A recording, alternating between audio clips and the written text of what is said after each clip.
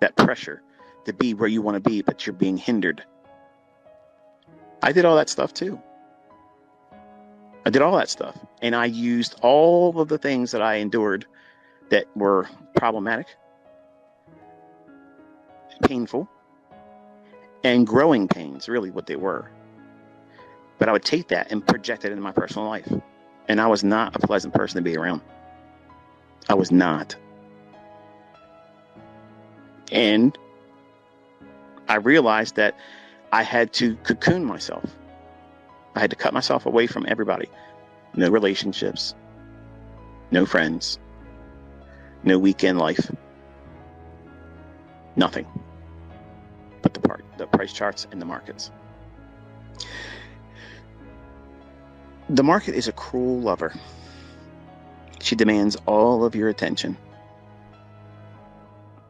And she wants you to love her for abusing you. And it's a very difficult thing to accept.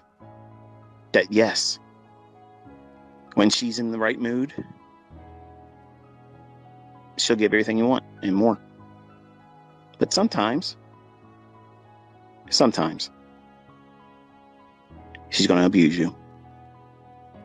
And if you love her, you'll still be there for her. You'll endure, even though it many times feels like a toxic relationship, for better or worse. You're there. And that's what I basically did when I was a young man. And it was hard for my wife now to accept that. My children grew up in that.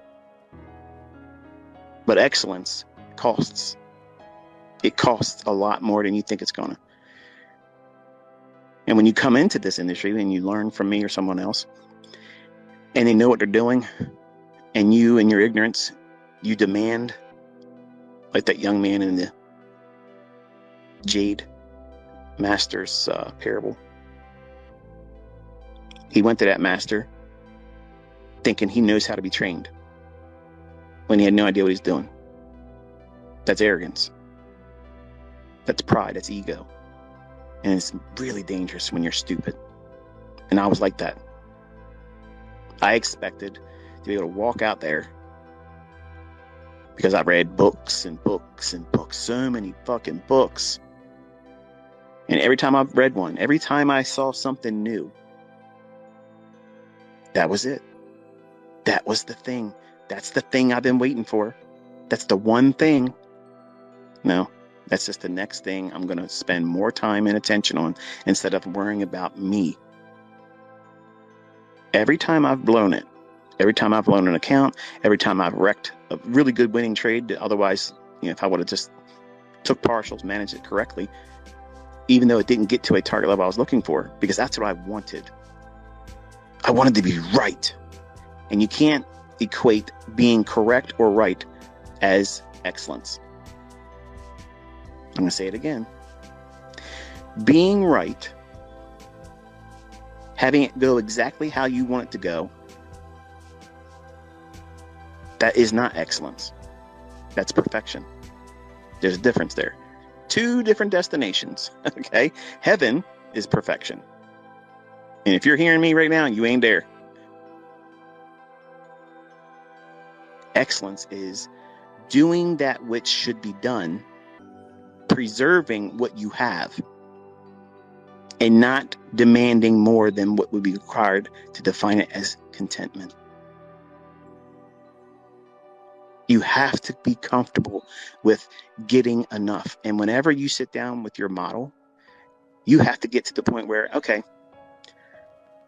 even if I think it's going to this level of liquidity, or if I think it's going to trade to this inefficiency, because that's all we're doing as traders.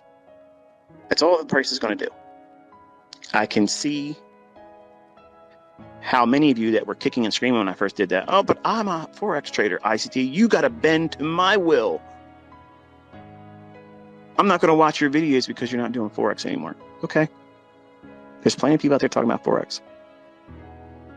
But if you want to learn how to read price action that's across all asset classes,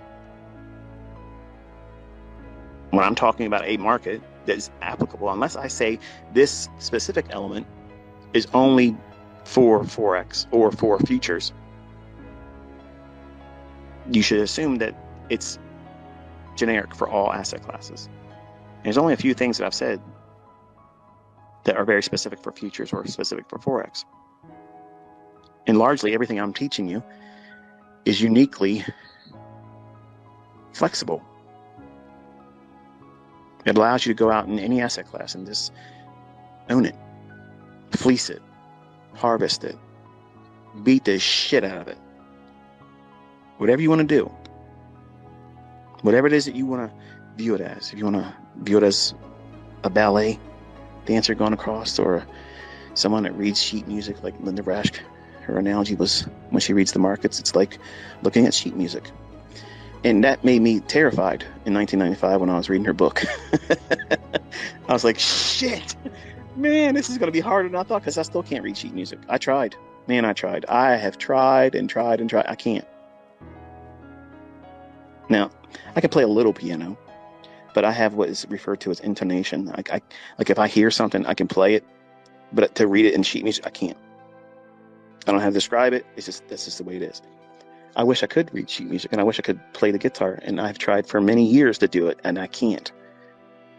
I'm not giving up on it, but as of yet, I've not been successful.